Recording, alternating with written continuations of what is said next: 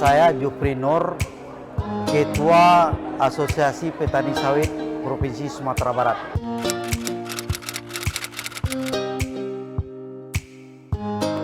Yang sudah ada yang berbasis sawit di Sumatera Barat sekarang ini cuma daerah Pasaman Barat, yaitu daerah Sumatera bagian utara, yaitu kayak letak tisu, hand sanitizer, sabun, ini sudah dilakukan oleh petani UMKM.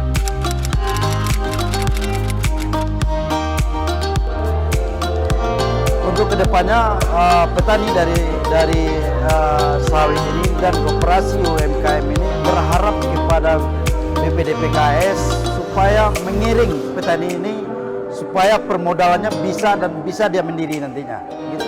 Kalau dilihat perkembangan kedepannya, contohnya aja masalah sawit yang begitu mahal dan hilirisasinya juga bagus. Dan kalau saya lihat dari untuk petani, ini kedepannya petani sawit dan koperasi UMKM lebih matang dan lebih sejahtera nanti. Gitu. Perkenalkan, nama saya Feby Angelina Putri dari Universitas Andalas. Dan saya Sonia Junita Javitri dari Universitas Andalas, jurusan Teknik Pertanian dan Biosistem.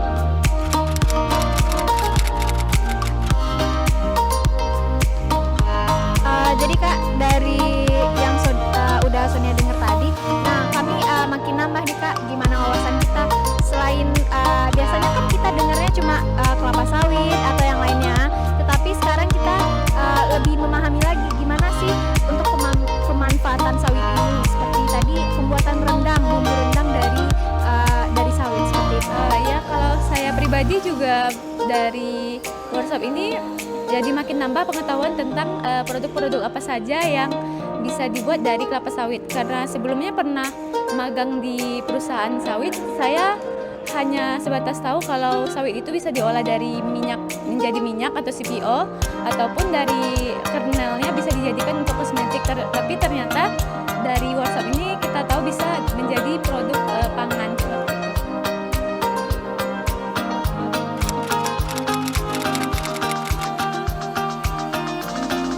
Baik, menurut Sonia pribadi Kak, untuk potensi sawit ini sendiri yang seperti kita ketahui pasti banyak ya Kak. Nah, dari workshop tadi, sebelumnya Sonia kan ada KKN yaitu di Solok Selatan, di Nagari Solok Selatan. Nah, dari keluhan dari beberapa masyarakat mengenai pupuk Kak. Untuk pupuk ini biasanya untuk subsidi masih sangat kurang Kak, harus ada kelompok tani terlebih dahulu. Nah, di sini kami sebagai mahasiswa hanya bisa memberikan aspirasi yang telah dibilang oleh masyarakat kepada kami, dan kami hanya bisa mengatakan seperti itu. Nah, ini keluhan dari masyarakat dan petani-petani seperti itu Kak. Kalau menurut saya mengenai potensi dari kelapa sawit ini tentu sangat besar. Hanya saja memang untuk segi UMKM diperlukan sedikit usaha yang ekstra, karena kita tahu dari yang sebelum-sebelumnya itu sawit itu diolah hanya untuk CPO ataupun dari produk kosmetik, sedangkan untuk lebih lanjutnya diperlukan penelitian seperti pada pembuatan rendang inilah, karena diteliti oleh ibunya akhirnya dapat menjadi inovasi rendang. Kalau saya pribadi ya tentu berusaha, karena memang lumayan informatif. Kalau memang bisa dicoba untuk dibuat sendiri, coba buat. Kemudian kalau apalagi ya sepertinya ilmu semakin dibagi akan semakin berkah juga. Tentu memberitahukan kepada teman-teman yang lainnya juga seperti itu.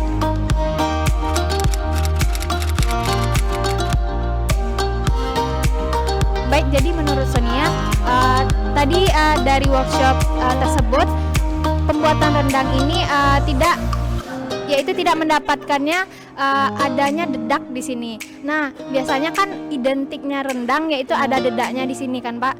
Jadi kita sebagai mahasiswa mana tahu ada inovasi terbaru lagi yang akan dicetuskan gitu. Apakah ada yang terbaru sehingga ini inovasi baru lagi dari mahasiswa gitu? Perkenalkan, nama saya Rifali Suprian dari Universitas Andalas. Perkenalkan, nama saya Alam Sarnoli Pasaribu dari Universitas Andalas jurusan Teknik Pertanian dan Sistem.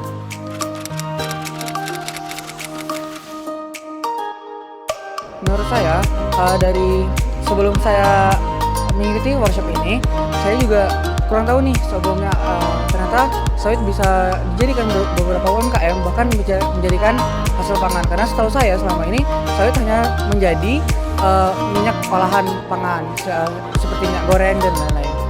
Menurut saya sebelumnya itu kalau pandangan saya olahan dari minyak kelapa sawit ini hanya sebatas minyak goreng ataupun bahan kosmetik pada umumnya.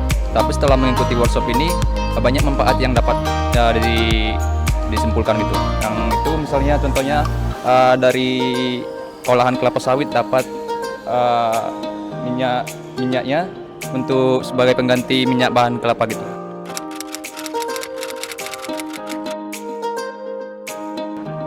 Menurut saya itu sangat memungkinkan ya, karena pertama mungkin kurangnya literasi masyarakat terhadap produk sawit ini, sehingga dari awalnya mindset masyarakat yang hanya memikirkan kelapa sawit hanya menjadi minyak goreng kosmetik bisa menjadi olahan pangan seperti rendang tadi, terus bisa menjadi olahan menaikkan taraf UMKM, bahkan lain-lain, sehingga menurut saya ilmu yang saya dapatkan saat ini sangat bermanfaat bagi saya dan bisa saya sebarkan untuk orang lain.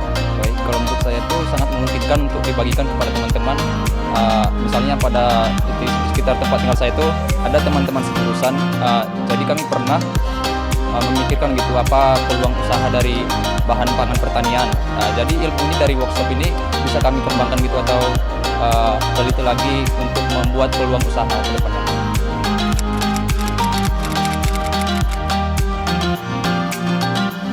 Kalau menurut saya pribadi, potensi kelapa sawit sekarang itu kedepannya sangat memungkinkan untuk berkembang karena kebutuhan sehari-hari kita sebagai masyarakat semakin hari semakin bertambah, dan tentunya dari kelapa sawit juga banyak inovasi-inovasi yang dapat mendukung kebutuhan sehari-hari. Menurut saya juga potensi kelapa sawit ini benar-benar juga sangat berpotensi. Karena apa? Mungkin kebutuhan masyarakat terhadap digitalisasi pada kelapa sawit itu sangat tinggi. Karena pada saat ini kita kan terus-terus memperbaharui era, sehingga dari era yang masih hanya mengetahui minyak kelapa sawit hanya sebagai minyak goreng atau kosmetik, sekarang bisa diolah menjadi bahan-bahan tertentu, sehingga potensi yang untuk dikembangkan di kelapa sawit ini sangat-sangat beragam dan sangat berpotensi untuk kedepannya.